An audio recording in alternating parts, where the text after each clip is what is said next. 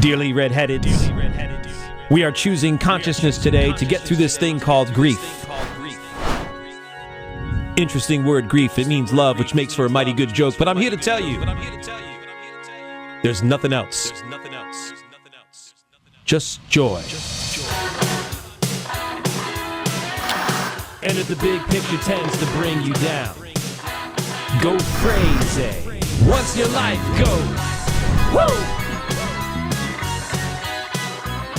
All right, Brian, are we ready? I'm ready if you're ready. Oh, my God. All right. This is episode number 4. I spent the last episode trying to talk about the responsibility I think comedians have and have had and have done well with over the years about holding our society and culture accountable. I hope it was clear. I don't have a lot of free will where my brain's concerned. I do in solitude, but not. I just stand-up does me. It's astonishing. I liken it to the frenetic energy of, I'm very envious of male comedians who get to exploit their frenetic energy and not be looked at as crazy or angry. Because as a woman with that level of energy, I have written thousands of jokes. I have yellow pads. They've taken over what I think about, it's a cruel, bitter, sweet pill. And I made myself a deal that I knew at 55, 99% of what I think about and write about ain't going to go nowhere. And I am going to do my best to spare grief and incite joy for others. I'm going to do it for 10 years, and then you ain't going to fucking find me. I don't know where I'll be, but it'll probably involve a moat and longitude and latitude. This is really hard, but it's easy. I hope you know what I mean. So we're going to go to the gutter in ways that I don't know. I'm going to start with finance jokes. Finance is near and dear to me. I can't give you financial advice or opinion. So I will tell you I'm a conscious capitalist, and that's very important to me, and that's something I can talk about, but not today. I want to make it clear. And if Natural Born Redhead goes to where I don't have this need to be famous. I have this need to be heard. I want to make you think more than I want to make you laugh. And I want to make you feel. So, we'll see. We'll see where this goes. But if she takes off, 80% after a certain dollar amount will be via a foundation that gives back to institutional systems that need improvement. I think if more people adopt that perspective, we can really, really make a go of things. My brain is being flooded with things that I want to say, but I want to bring this back to comedy. So I've been in finance since 92. I went independent in 95. Those 3 years affiliated with a corporation were bittersweet. Had I not had them, I probably would have left finance. They were all I needed for the foundation to then become an independent. I was down in South Florida. I made a demographic decision to be down there. not really realizing how different it was going to be in a southern state. I was in very good company, though. There were a lot of New Yorkers and Northeasterners down there. The men made it a lot of fun. Those were the years where we got warned about sexual harassment, and the guys would tell our office manager, who was my direct boss, I was his assistant, warn Secchi, warn Secchi. I was 22. And he did. And then we'd close the door and tell dirty jokes behind, as long as it was behind closed doors. I wanted to go right into consulting when I was 22, but that just wasn't what was happening for women. And I don't want to belabor that, but I talked myself into the job of becoming his assistant in a hallway as he was getting into an elevator. And it's a sweet story. Right after he put me into consulting, which took about 1.5 years, he wanted it to be 2 years. I don't think I would have made it 2 years. I made it about 1.5 years, a second woman in 11 years, I believe, to be hired by him or put into the consulting program, if you will. And very shortly after, he took his life. He had been a pilot in Vietnam. And just grateful, still grateful. We were on the Intercoastal and in South Florida, West Palm, and you'd look out, you'd see the Intercoastal, then you'd see Palm Beach, then you'd see the ocean. And, in the Intercoastal, on occasion, I haven't thought of this in a long time, there'd be dolphin.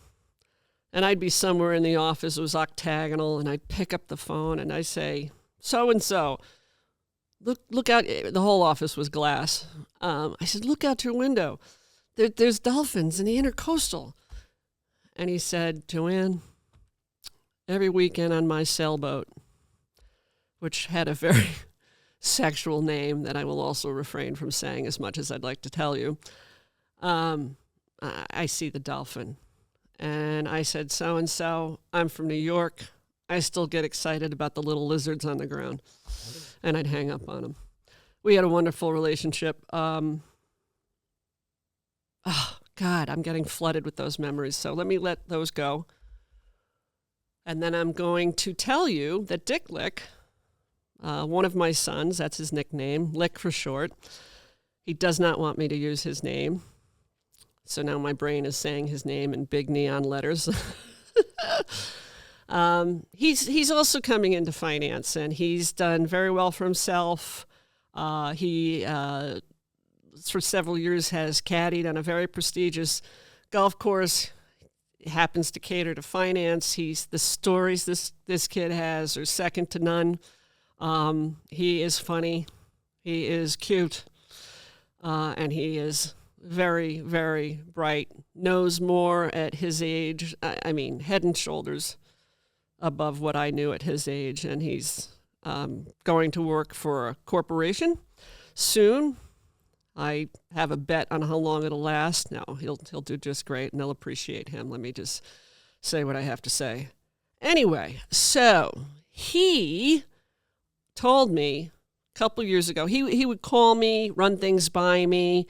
One thing very quickly was he's like, Mom, one of the members is calling me a cunt. And I was very proud. I was very proud. I know it's sick, but it was oof, oof. And he says, well, what do I call him back? And I said, how old of a guy? He said, early 50s. I said, call him a dry cunt. Phone hangs up. He just, he doesn't even, him hanging up on me, mind you. So anyway, this is one of my favorite jokes. It just doesn't get old, and I haven't really told it that much. But I after my mom died and I was back on stage, after Mom died, I got very quickly back up on stage. I just wanted to make sure I still wanted to fucking do stand-up, because after 30 years in finance with the boys, it's it's not exactly a treasure trove to get back into comedy with all the young males. So this joke is my son calling to tell me that in the early 90s, when I was new in finance, the guys on the golf course said when they had tournaments that in the early 90s, they would have women in the woods giving blowjobs between holes. And I could hear how proud he was to tell me this. It was over the phone.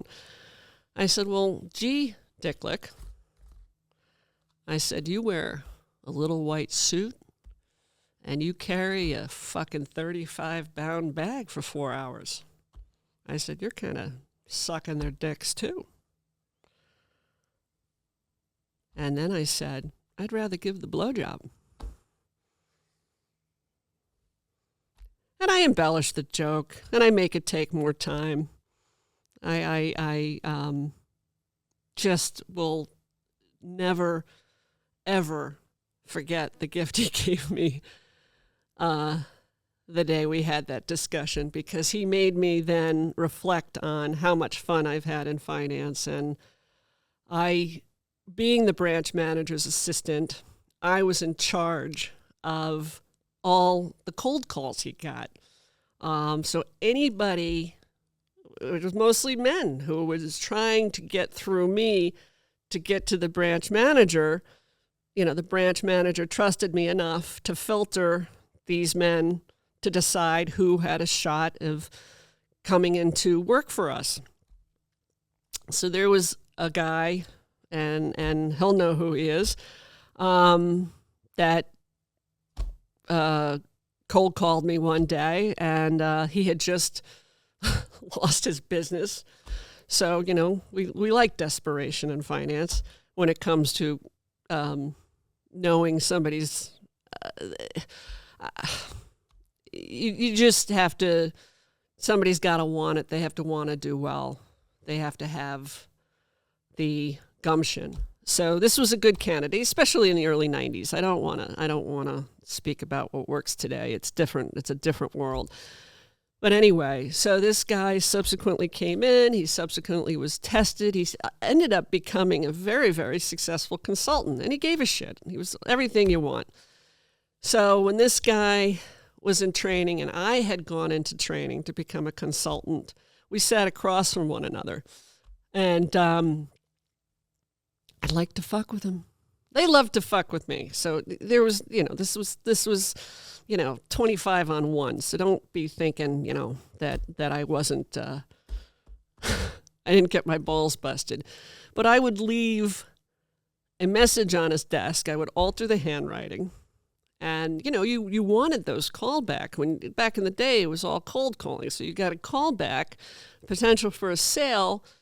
This is a good thing. So I would leave a note on his desk that said, Mr. Bear called, BEHR, and I'd put the number for the fucking zoo. So he'd call the zoo and ask for Mr. Bear. Then I'd wait a few months, and I'd leave on his desk, Mr. Lion called, LYON. Same fucking thing. He'd call the zoo and ask for Mr. Lion. Those days were oops, that's my phone. We're just going to ignore it. So those days, as far as comedy is concerned, it was just a total foundation for what I want to do today. And it helped me I just really care about men. I really do. I've never been one of those women who, I know how hard my journey was at, sometimes I misspeak, sometimes I use wrong words. My journey was made much harder by men, and that'll come at another time. But this time and place for me was just, it was such a fun time. There was one time I had on a dress, and I had tucked my dress into my stockings, full, from what I was told, ass exposure. And as I said, the office was an octagon, and I came out of the bathroom, and I got by 8 men before one of them finally fucking told me. And the way I still remember, he couldn't tell me. He was laughing so fucking hard. He would, all he could get out of his mouth was Joanne, Joanne, Joanne. He couldn't even tell me. But you know, I deserved what I got when the guys got warned about sexual harassment. I think I already told you. They were like, warn her, warn her. And we had so much fun. There's stories there that I need to write down so I don't forget. Another favorite joke of mine. And it is very hard. This is very different from the stage because I am trying to tell you a story. The stage, I get to be a little more right-brained about it. I don't give a fuck. And depending on where I go after this joke, I'll tell you more about what I do on stage because it is very different from this. I do try to say soft here, and I like that. But one of our top producers, and back in the day, the top producers grossed between, $750 and $3 million. It was the early 90s. I don't know what that sounds like. And one of the top producers, as I was still an assistant, I had to get a serial number off his computer. So I was on my knees under the guy's desk. And there were 2 other men in the office, so the 3 of them. So I stood up, and he had made a "while you're down there" comment. And I'm like fucking 22 years old, New Yorker. Family, very funny family I came from. Cruel, but funny. And I looked at him, I said, if I got on my knees in front of you, you'd leave your wife. Guy never fucking busted my balls again. It was that easy. It's that fucking easy. I mean, it was like child's play. I remember one time I said we should all be entitled to 2 homicides in a lifetime, and someone said to me, you'd be dead. And I would laugh like an asshole because it was funny. What are we doing time-wise? We're at 17 minutes. I like that 17 you're mile right marker. There. Your internal clock is set for 17 minutes. God. Can I pick my nose? Sure. It just occurred to me how infrequently I look at the camera. So I think I can do my own go back. I was going to talk about the stage.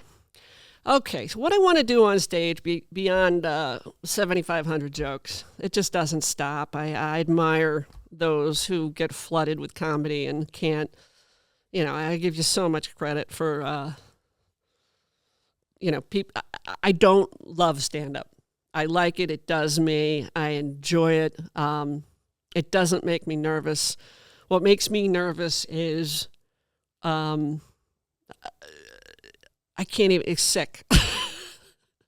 my dark side is dark. I don't know how to describe. I've never bombed on stage. Not that I've been up a lot, but I've been up enough to know that, it probably would turn me on more than it would turn me off. It's fucked up. It's just like when I was younger with men, if they said no to me, it would turn me on. And boy, the stories I could tell there. I'm sort of glad I'm doing this at 55 and not 25. Oh, the stories. So on stage, as Natural Born Redhead, as Magdalene or one of my other characters under Natural Born Redhead, I want to do some funny things. One of the things I want to do with Magdalene in mind, and I have the utmost respect for Magdalene, I want to say that the sexual side of her, I relate to what I'm calling a sapiosexual dominatrix. Sapio is somebody who's turned on by the brain. So I'm a sapiosexual dominatrix. I have, shit. It's been here the whole time and now it's not here. I have a flogger. And I'm not a prop person, but for the sapiosexual dominatrix, I am. I have a couple floggers. Yeah, let's see. We need to save that for the stage. I have a bullwhip and an eye patch. My goal is to bring, I was going to say victims, but, participants up on stage, men. I would like them to be blindfolded. I will inquire as to their wishes and then do whatever I want. I have the goal of balancing their feminine and masculine. Now I'm looking at you more. Isn't that sick? Now I need to look at a man to talk like this. I'm flattered and scared all at the same time. Oh, I do snort. Fuck. Oh, I was thinking I could hide that one. So I bring, this hypothetical person up on stage and I try to help them, whether it's a mommy issue, daddy issue. I'll know their issues. It's sick. It's sick how claircognizance plays into this with men, but it works on women. But men are fun. So my intention is to use my props as I see fit. They're blindfolded. Oh, just hit my nose on the mic. To use the props to bring out whatever energy, whether you need more masculinity, you need more femininity, whatever it is. It's all in fun. It's not meant to, get into anybody's head. Of course it is. Of course it is.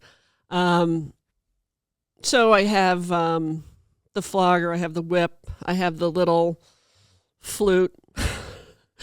I have, I'm trying to find a beard and a mustache in red so that if the man needs a little more advice from a more masculine woman, I can put that on. I have ways of feminizing myself, whatever the fuck I feel like. I'd love to do it for men, in power and however I know what I think about, but, it just is something that's meant to be blue comedic healing. And then Magdalene is also a romantic tantric. I have a desire to show a softer side of myself in conjunction with really the irony in all this is it's really meant to do good. It's not meant to further polarize our energies. If I can take somebody's learning curve about an issue they really have, whether it's bringing them closer to their kid, their spouse, girlfriend, boyfriend, all that stuff. That's really, it's to save time and energy and to make one another be more human, be more vulnerable. I will tell you, I will probably be the first one to skedaddle out of the club after I do this stuff. Because it is truly a persona, and when you talk to a man about a penis, men, it's about their penis. It's never about I had a small example, and I this is a little bit of a tangent. I think I can come back from. I've been meeting a lot more men of late because I just have been. They tell me their sob stories, and they are horrible. No disrespect to male or female stories. The stories are horrible. What women share with me, what I know, what I've been through, just it's a lot. And I don't allow myself to carry it anymore. But this particular person that I met, I was really attracted to their brain. And that's that's the thing that with me will get me to tolerate too much. If I talk to somebody who I know is very, very bright, then I tend to discount the red flags. Ooh, I have a great red flags joke. Let me hold on. Will you remember? We'll let you end this on that. How about that? All right. We'll end on the red flag joke. Where are we time-wise? We're good. Keep going. But where is 24 minutes. Oh, you must like where this is I going. like where you're going. I want to see where this tangent leads us. I'm missing the cleavage. We don't even this. need to go back, I and need we'll the just tits out for this. We'll end on the red flag. I covered my tits on purpose. So, fuck. Okay. Oh, so this person hijacked my phone number, which is fine. I really don't give a shit. What I'm trying to say is, as much as I was turned on by the brain, I'm still not one to give my number out. But when I know there's no romantic chance, it bothers me less. Yeah, there's the puzzle. So I had met this person, and over the weekend, I was looking to go somewhere for brunch. I have had the last few months anticipating the podcast, being a little self-sabotage. And what that means for me is, a lot of fucking takeout food. And I have eaten, gotta be careful how I say this, but the Poconos has helped me pack on 15 pounds. Your restaurants are very good.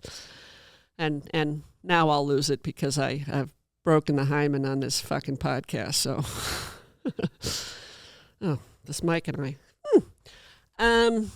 So I just texted and I said, hey, what's a good place for brunch? So the way I said it a few minutes ago, when you make a dick joke, they make it about their dicks. This person assumed I was asking him to brunch. And he not only turns me down for brunch, he doesn't give me a suggestion for a restaurant.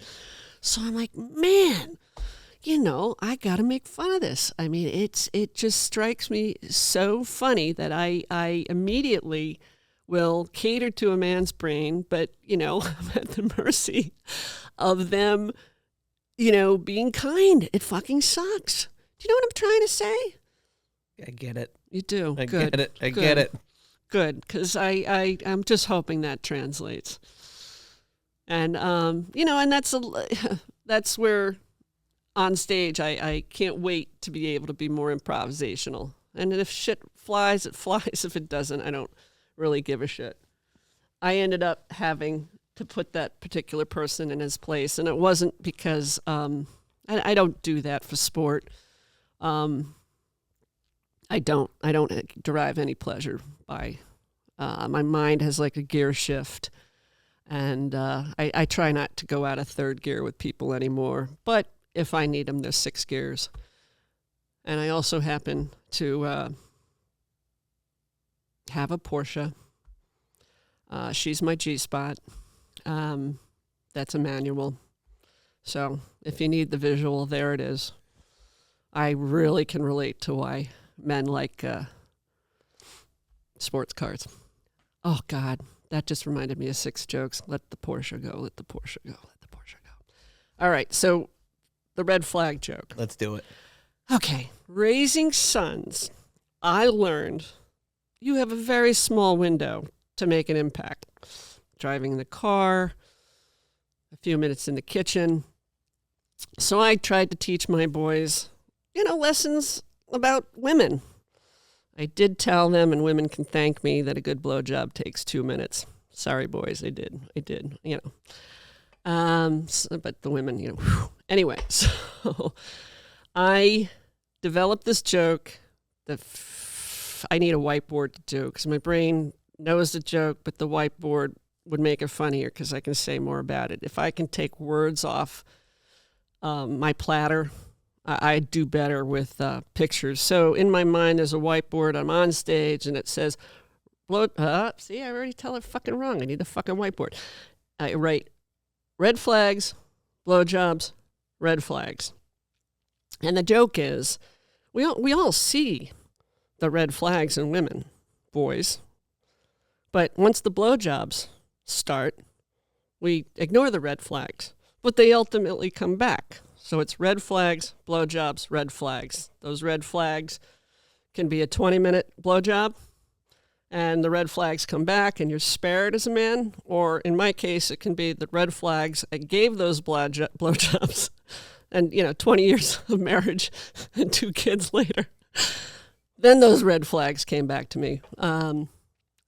You get it, right? You get it. Either I'm way, getting it's coming back. I'm getting the feedback from Brian. That's I don't it. have to fucking tell this on stage. I'll just do it on a fucking podcast and sit here and touch myself. Yeah, romantic tantric masturbation. Yeah, we hit the time, right? We're there. What the fuck are we gonna do for number 5? We'll figure it out. Yeah, I'll figure it out. That's Bye. Thank you for listening and supporting Natural Born Redhead. If you follow the bouncing balls, please like and subscribe. If you know someone interested in sparing others grief and inciting joy, message me on Facebook or reach out via my website, Natural Born Redhead. J-Ma.